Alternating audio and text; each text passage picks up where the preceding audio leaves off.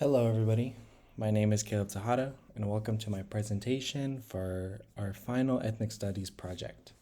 Today, I'm going to be exploring the state of human caging, the history and present day reality of policing and incarceration, and how that system reaches across borders from neighborhoods to the one that I grew up in Hawaiian Gardens, California, all the way to El Salvador, where my family is from.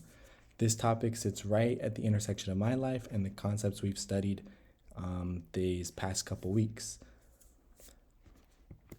So, as a quick introduction, I chose this topic because it's personal on two fronts. In my past writings within this class, I wrote about growing up and where specifically helicopters circling overhead were just part of basically the nightly soundtrack and were not seen as an emergency.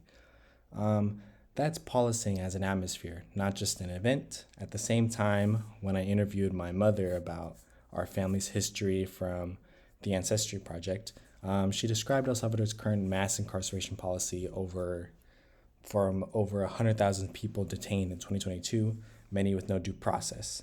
I realized that these two things aren't separate stories. They're the same logic of control showing in two different countries my family has lived in. This presentation will trace where that logic comes from in the U.S. and what it looks like today on both sides of the border, and how people are pushing against it. And here's just a couple numbers just to show you. So a little bit of historical background. This system didn't appear overnight. It has a direct legal history. The 13th Amendment abolished slavery in 1865, but it left an exception for punishment of a crime, and southern states used that loophole almost immediately, passing black codes that criminalized things like unemployment or loitering so they could funnel Black Americans back into forced unpaid labor through convict leasing. That set the template.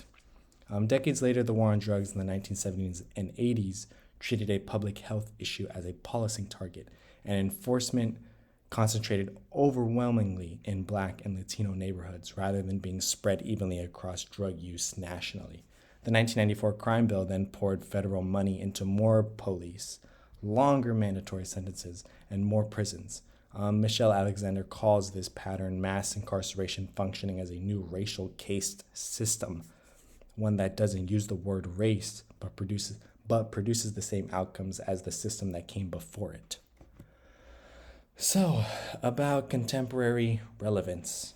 So what does this look like right now, today, in both countries tied to me and my family? In the US, Black Americans and Latinos are imprisoned at about 5 times the rate of white Americans, and that gap isn't explained by crime rates. It's explained by decades of policy choices in policing and sentencing. For me, this isn't abstract. In my past works within this class, I described the sound of the helicopters and how that's not seen as an emergency, but is more of a constant reminder. That over policing as a lived physical experience. Meanwhile, in El Salvador, my mother's home country, a state of exception declared in 2022 has suspended due process and led to people being detained, many with no proven gang ties or many proven gang ties. My mom told me during our ancestry interview that gang control used to mean paying fees just to move between cities. This policy is the government's answer to that fear. But human rights groups have documented torture and deaths in custody as the cost. Two very different governments, but the same underlying idea. That safety comes from mass detention rather than addressing root causes. So, how does this connect to our class? This topic connects to nearly every major concept we've covered these past weeks.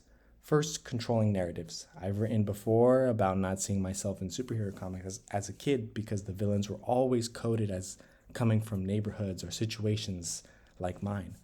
That's the same media logic that lets mass incarceration look like common sense instead of a policy choice. Second, structural racism. Disparities in improvement show up across income levels, which tells us this isn't really about individual behavior. It's about which communities get policed and punished in the first place. Third, colonization and cross-border power.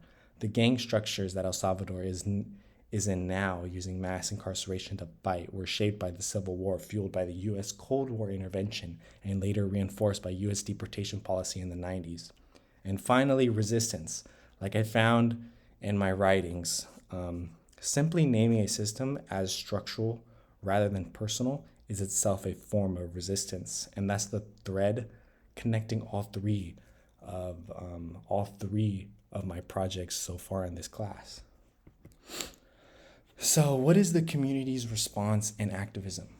People are organizing against this system in both places tied to my family. In LA County, Homeboy Industries runs the largest gang intervention and reentry program in the world, and it's built on the belief that opportunity, not punishment, is what actually interrupts cycles of violence, which lines up with what I saw growing up, that the conditions producing gang activity were structural, not personal failures.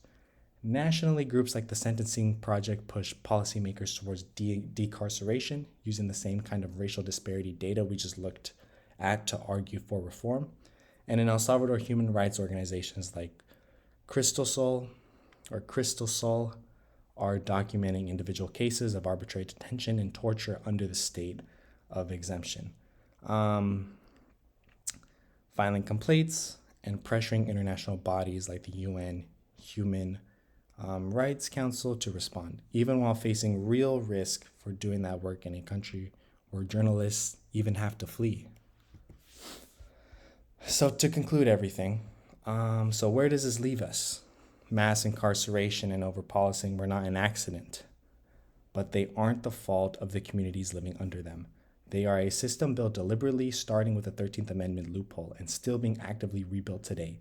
Whether that's through a 1994 crime bill or a renewable state of exemption on the other side of a border that my family has crossed. Understanding that history changes the question we should be asking. Instead of asking how many more people we can detain, we should be asking what real investment in jobs, in mental health, in healthcare, in housing could we do instead.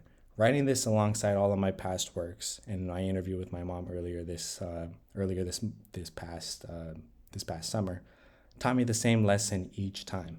Naming a system honestly, instead of absorbing it as a personal or community failure, is the first step toward imagining something better for the people living inside it, including my own family and my neighborhood. Thank you, and these are all my references, and that concludes my presentation. Thank you for listening.